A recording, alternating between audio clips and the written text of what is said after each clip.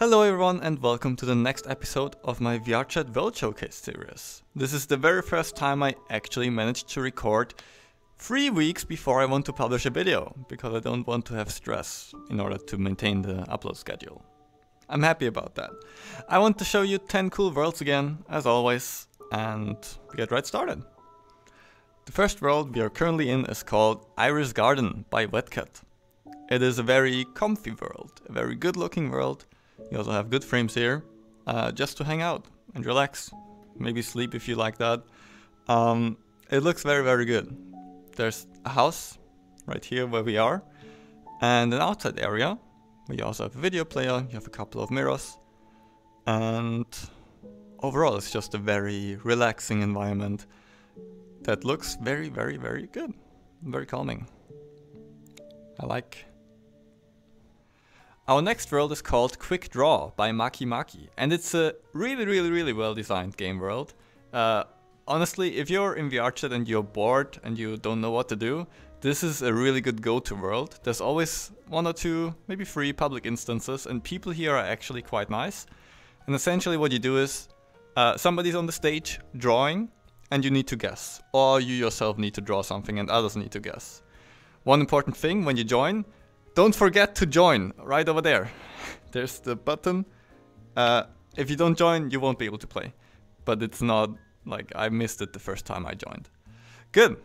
If you have people, it will automatically put somebody on the stage. And then you have this thing, which spawns a keyboard. And then you can type in. Can't right now because no game is in progress. It's hard to showcase this world while being alone. And yeah, you see the letters, you get some hints on the stage as well. You can type in the letters, and if you guess it right, you get points. And it's really well made. If you like stuff like that, if you like drawing, really go to this world. It's good. It's really good. Trust me. Maybe one thing that's worth to note, if you want to know when's your turn to go on the stage, you can open the Drawঃ queue, which is over there. It's a small button in the lobby settings over there. And you can also change the music in the world over there in world settings. Other than that, go and have fun drawing and guessing. Next world is called Library of Time by bakinsoda. And once again, it's a really pretty world. It's a library with really nice visuals. Maybe a little bit too much bloom, but you can adjust that. It looks really good. You have a lot of books, a lot of areas to explore as well. One of my favorite things here is actually the walking sounds. When you walk, you have step sounds, depending on what surface you're on, like if you're on wood or on the carpet, or walking up some stairs that are out of metal. It looks really good, it sounds really good. You also have a video projector there, projecting the video over there. And yeah, you can take really nice pictures in here. Also, if you just want to hang out in an area like this, this is also very much understandable. Go check it out. Next world is called Mandelbox by Gyther.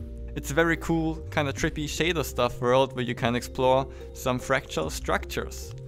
And you have a lot of settings that you can change. You're right here. You can use these to navigate around in the area that we are currently at and kind of explore these interesting structures that we have, and it will change depending on where you go. However, there's so many more settings. So over here we have the UI. You will have very detailed settings all around you. I have no idea how to control them properly and what they mean. However, there's this thing, save and load presets, and there you can just take the things that others already made that look pretty cool. For example, what if we go to Alien Egg? Then it will take you there. These things get reset up there. Can close the UI again. And now we have a completely different environment that we could go and explore. Which looks really cool. It's way cooler when you look around. Maybe I should turn the camera. But yeah, this is really fancy. Maybe let's show one more What if we go to fluorescent? Damn, I have not seen this myself yet, but look at that, that looks really cool. But yeah, so if you're interested in this kind of stuff, with shaders, this is definitely a recommendation. It looks really cool, you have tons of settings, you can play around with it, and also the music is quite good. I like it. Next world is called Neko Beach Festival by Lanfear, and it is a very good looking beach. I like it a lot. It is a rather old world, it hasn't been updated for over 3 years almost. But it still looks really good. It's one of the first beaches that I've ever actually been to in VRChat. It's not super small, there's a couple of places that you can explore. A small house, a small hut, some booths, a bar at the beach. And yeah, what else is there to say to a beach? You have cool atmosphere, cool music, and a nice beach. I like it. We stay in the summer mood for the next world. It is called Crab Island by Galaxy Crab. There's a lot of crabs scattered around in the world. It looks pretty nice. And the interesting thing about it is there's so many different minigames in here. So many small prefabs and games that you can play with. So if you ever want to play random minigames with a friend, or even alone, you can do a lot of these things alone as well.